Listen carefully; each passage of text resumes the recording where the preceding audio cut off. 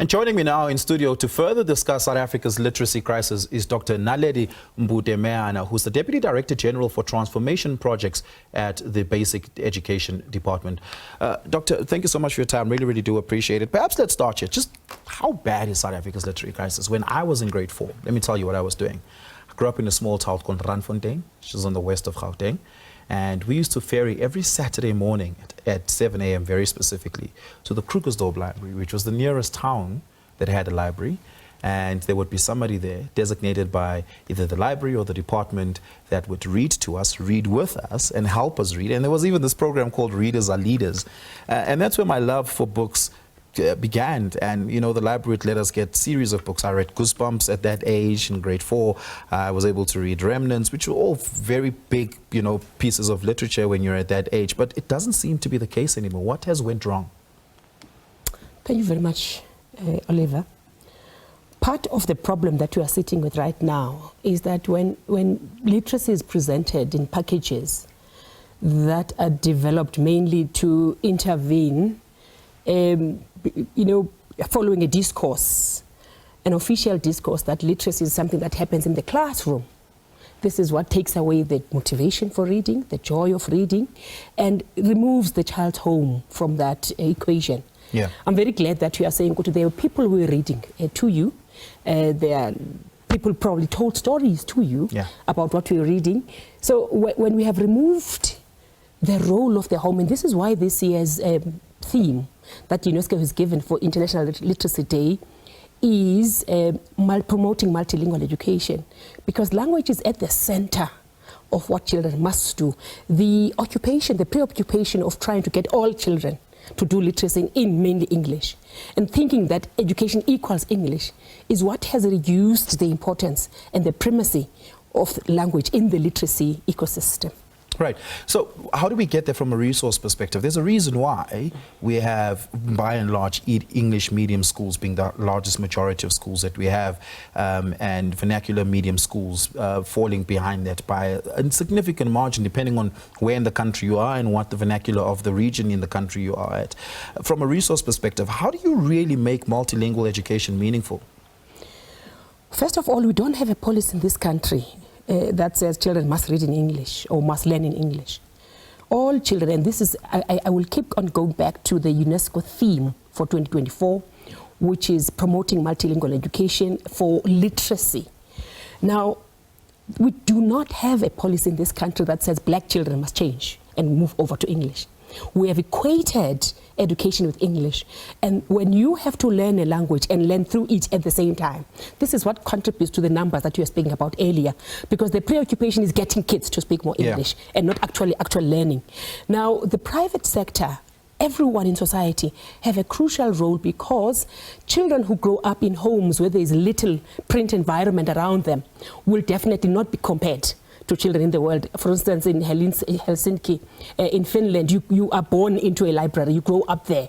Even if there are no books at home, you still go to a resource where the mother is entirely there for the whole year, because they're on maternity leave for a year, and then we go and test these children against the children who have had all these resources. So the disadvantage and the inequality in education is, you know, we are having these literacy results because of that inequality in society. How do you decentralize reading and a reading culture away from the classroom? That is to say, reading is not something that only happens in the classroom. We must. Libraries are not functioning. Exactly.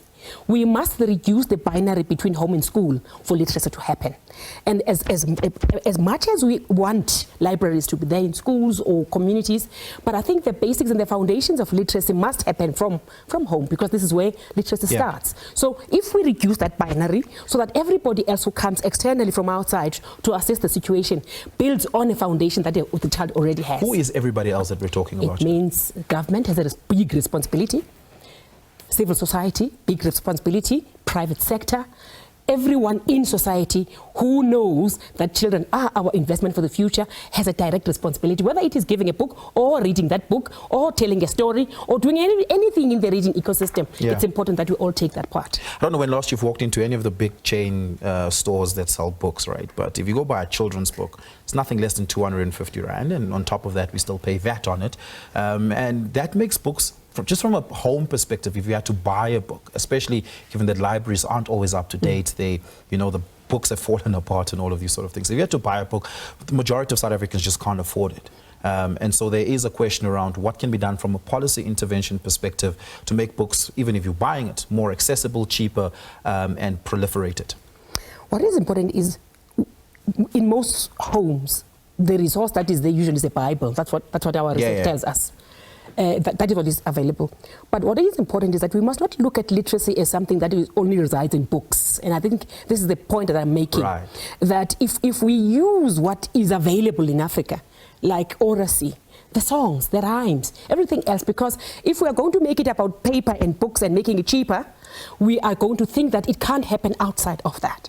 It is important that the private sector makes sure that the books are accessible, because it is them. The publishing industry is a huge industry that makes money out of everything. But I think that the literacy practice is happening in homes. Schools must use that as a stepping stone for literacy, so that whatever else is available in the ecosystem of reading, at least children, we all know that we have a part to play, and that part is ensuring that you continue what we are doing already in homes. Yeah. Just lastly, what is the Department of Basic Education very specifically doing in its interventions and programs to stimulate a culture of literacy? Despite all the programs that are out there, we have reading days, we have libraries being put up in schools, we have partnerships with NGOs, PBOs, and everybody else. But key to reading literacy particularly, we have revised our own reading literacy strategy. We have what is called now, for the first time on the African continent, what is called a mother tongue-based reading literacy strategy. It recognizes, like UNESCO says, that language is at the center of children being able to read and using the child's language to access life around the child and open doors and vistas around the child. Language is at the center of that. And that is the strategy that we have introduced in 2024, moving upwards. Yeah. What are the very specific outcomes of the strategy that we're going to be measuring it against? We want every child to have access. We want every child to have access to, epistemes that are coming from the home that the school must prize first. We must acknowledge that children are not the same. They come from different homes. That means, to an extent, parents and the caregivers need to be taught as well. Exactly. So advocacy is important. It's a pillar of that strategy. Policy environment, ensuring that each school has a reading literacy strategy or policy in the school, and allocating time so that they can actively do what you grew up doing. So practically, what are you as a department doing when you talk to parents, communities and NGOs about, again, as you say, the epistemological integration of parents and caregivers into the literacy environment and ecosystem of children? Very specific. If you had to sit with a mother who's a mother to a, let's say, 14-year-old child or a 12-year-old child right now, what is the words that you're saying to them that can activate them to act? Advocacy is a big pillar of our strategy. And in that advocacy, we always say, just start with at home. What you do at home is very important and key. Right. Starting with that box of cereal which is there, the salt that is there, the hairspray, anything in the home, this is where you start. And not worrying particularly about what will happen outside of that home. So it's important that we make parents aware that the literacy ecosystem is something that all of us do, and it starts at the level of the home. Okay. You must read to your child, you must tell stories, you must, the oracy that happens in our African homes, the rhymes that go out, the games that children play with each other, those must be used as the basis for literacy. Yeah, we're going to have to leave it there. Thank you so much for your time. Really do appreciate it. Dr. Naledi Mbude-Mehana, who's the Deputy Director General for Transformation Projects at the Basic Department of Education.